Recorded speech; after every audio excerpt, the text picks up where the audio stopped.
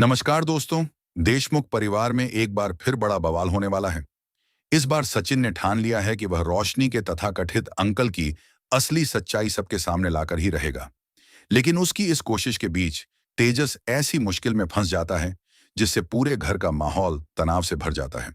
सचिन को शुरू से ही रोशनी के अंकल पर भरोसा नहीं था, इसलिए वह उन्हें गांव घुमाने के बहाने अपने साथ ले जाता है ताकि बातचीत के दौरान उनकी असली पहचान का कोई सुराग मिल सके।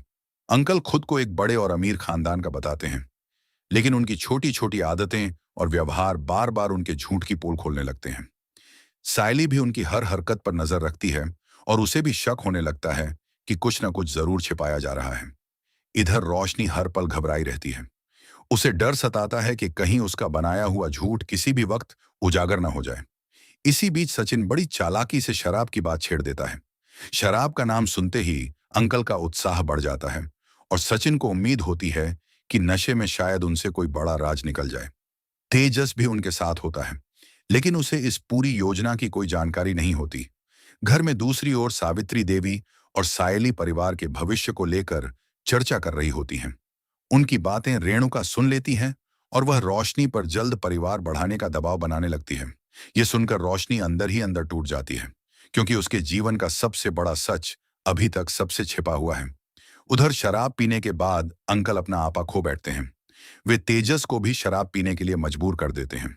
कुछ ही देर में तेजस की तबीयत बिगड़ जाती है। जब सभी लोग उसे लेकर घर पहुंचते हैं तो उसकी हालत देखकर परिवार घबरा जाता है। बिना पूरी बात जाने रेणुका और बाकी लोग सारा दोष सचिन पर डाल देते हैं।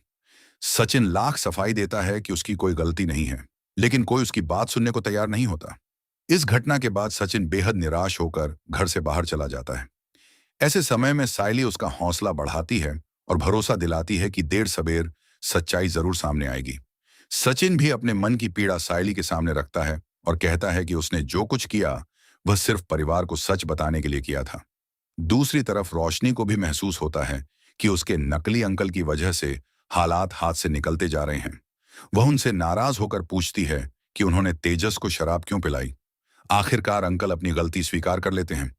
इसके बाद रोशनी उन्हें तुरंत घर छोड़कर चले जाने के लिए कह देती है। अब सबसे बड़ा सवाल यही है कि क्या सचिन रोशनी के नकली अंकल की असली पहचान पूरे देशमुख परिवार के सामने ला पाएगा? और जब यह राज खुलेगा तब परिवार का रिश्ता किस मोड़ पर पहुंचेगा? इसका जवाब मिलेगा आने वाले एपिसोड में।